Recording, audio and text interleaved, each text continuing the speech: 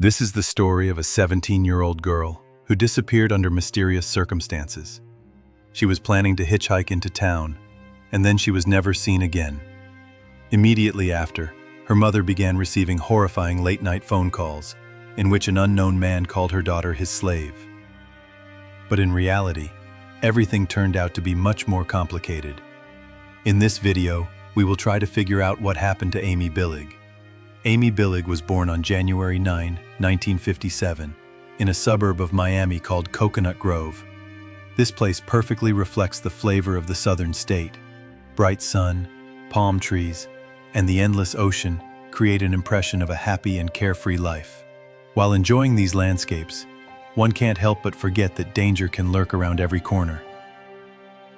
On March 5, 1974, 17-year-old Amy came home from school for a snack. Afterward, she planned to go out with friends.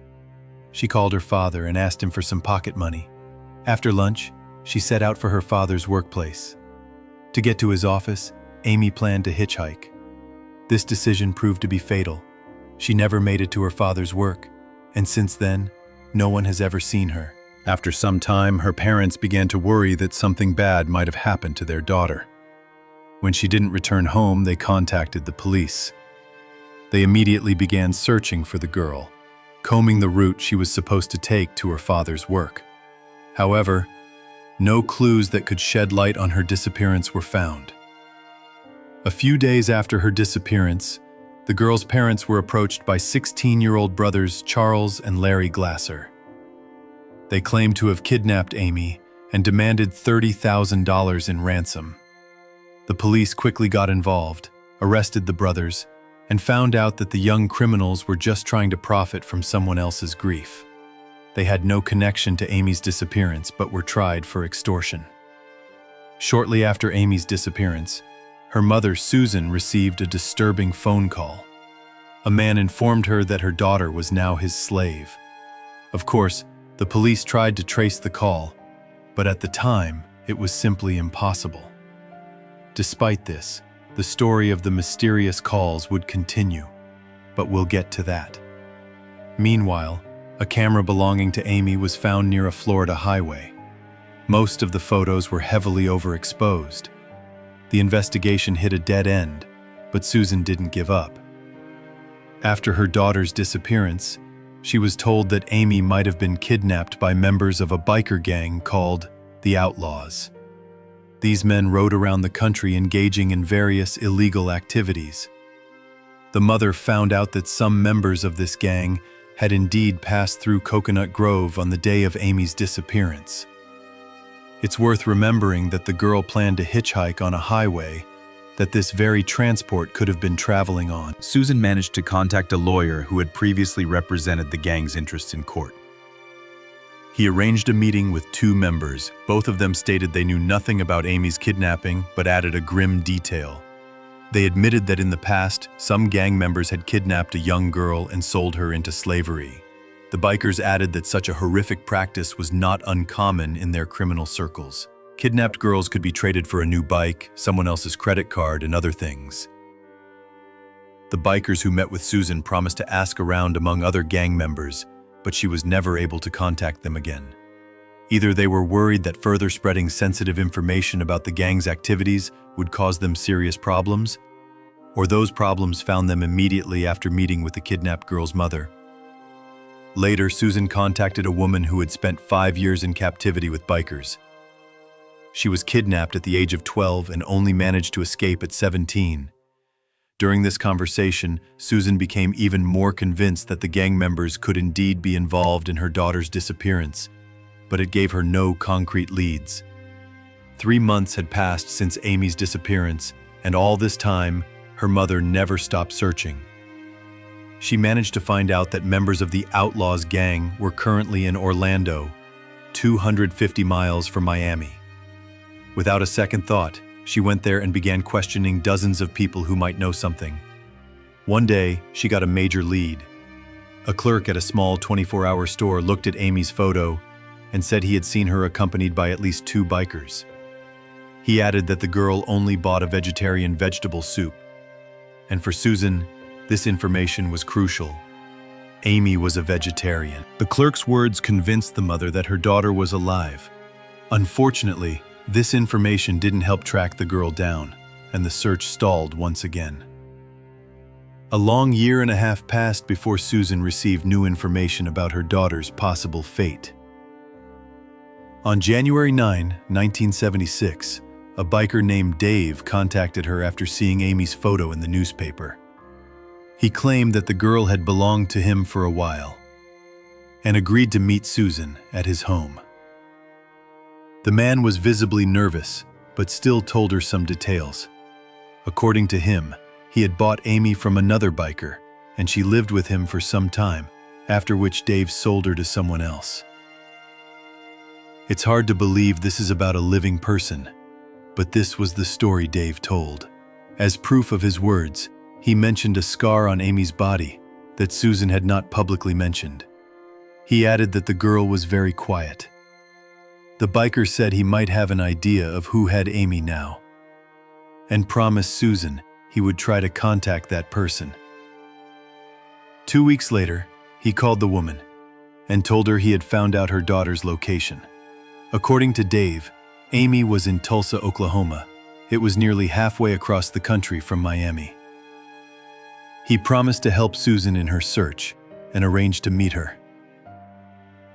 It's not entirely clear what motivated a man who had held a kidnapped girl in slavery. It's possible he was driven by fear of a serious prison sentence or by guilt. Dave and Susan met in Tulsa and went to a local bar. According to the bikers, Amy was supposed to be brought there. Unfortunately, that never happened. While they were waiting, a fight broke out, during which Dave was injured. Other bikers escorted Susan out of the building and put her in a taxi.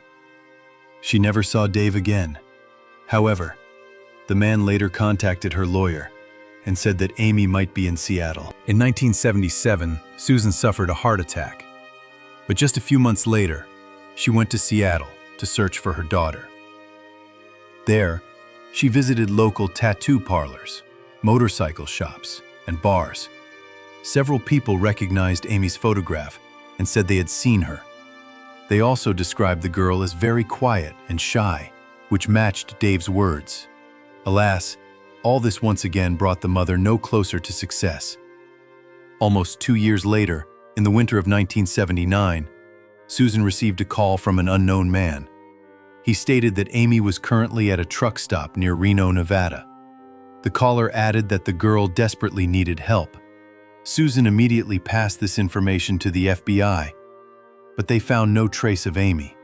However, they did establish that a biker gang had indeed been at that location for a short time, but whether the kidnapped girl was with them is unknown. From then on, even the rare leads dried up. Any attempts by Susan to find her daughter led to nothing. This continued until 1992, when the woman contacted 2 private detectives. They reported that they had found a man who was offering to sell them a quiet, silent girl. He didn't show any photos and later disappeared, once again leaving Susan without any serious leads. In the same year, Amy's father died of cancer. In December 1997, a former member of the Outlaws gang, Paul Branch, allegedly confessed to Amy's murder on his deathbed. According to his story, he and other gang members kidnapped the girl, and just a few hours later, she was dead. This story is questionable, if only because no one heard it except for Paul's wife. Susan believes the woman fabricated the story for money and publicity. But let's go back 20 years. Remember that call Susan received right after Amy's disappearance? The man claimed the girl was with him and was his slave. Similar calls continued regularly for 20 years. He would call the unfortunate woman at night and talk about the horrible things he was doing to her daughter. This went on until 1995. It was then that the caller made a mistake. Instead of a payphone, he used a cell phone, and the FBI instantly identified him. He was Henry Johnson Blair, an employee of the U.S. Customs Department. The man was arrested, but he denied any involvement in Amy's disappearance. Blair claimed that his obsessive-compulsive disorder and alcoholism made him torment Susan with these calls for 20 years. This version sounds highly unconvincing, but the police couldn't establish a link between Blair and the girl, at least not directly. In Amy's camera, found after her disappearance, there was a picture of a light-colored van. At the same time, Blair owned a vehicle of a similar model and color. But that's not the most interesting part. In her diary, Amy wrote that she was talking to a man named Hank. He promised to take her to South America. At the same time, Blair had traveled there for work. And finally, his nickname was Hank. Despite the impressive set of coincidences, the police could not find a single piece of real evidence against him. In the end, all the court could charge him with was 2 years in prison for the calls to Susan. But let's go back 20 years. Remember that call Susan received right after Amy's disappearance? The man claimed the girl was with him and was his slave. Similar calls continued regularly for 20 years. He would call the unfortunate woman at night and talk about the horrible things he was doing to her daughter. This went on until 1995. It was then that the caller made a mistake. Instead of a payphone, he used a cell phone, and the FBI instantly identified him. He was Henry Johnson Blair, an employee of the U.S. Customs Department. The man was arrested, but he denied any involvement in Amy's disappearance. Blair claimed that his obsessive-compulsive disorder and alcoholism made him torment Susan with these calls for 20 years. This version sounds highly unconvincing, but the police couldn't establish a link between Blair and the girl, at least not directly. In Amy's camera found after her disappearance, there was a picture of a light-colored van. At the same time, Blair owned a vehicle of a similar model and color. But that's not the most interesting part. In her diary, Amy wrote that she was talking to a man named Hank. He promised to take her to South America. At the same time, Blair had traveled there for work. And finally, his nickname was Hank. Despite the impressive set of coincidences, the police could not find a single piece of real evidence against him. In the end, all the court could charge him with was 2 years in prison for the calls to Susan. So what do we have in the end? 2 theories for Amy's disappearance. She was either kidnapped by bikers or by Blair. There is significant evidence for both theories, but still no direct proof. The FBI, however, considers Blair to be the prime suspect. What he might have done to Amy is unknown. If he was lying and the girl was his captive all this time, what happened to her after Blair was incarcerated? If we assume the biker gang is to blame, there are even more questions. Was Amy really killed immediately after being kidnapped? Or was she taken around for years, passed from one owner to another? Despite all the colossal work Susan did, she would never know the answers to these questions. The woman passed away in 2005 at the age of 80. Even after a heart attack, she found the strength to search for her child until the very end. Perhaps one day, the whole world will learn the truth, and her efforts will not have been in vain. Subscribe to the channel to listen to these real and scary stories. Sometimes these stories end well, but more often badly. It's disturbing.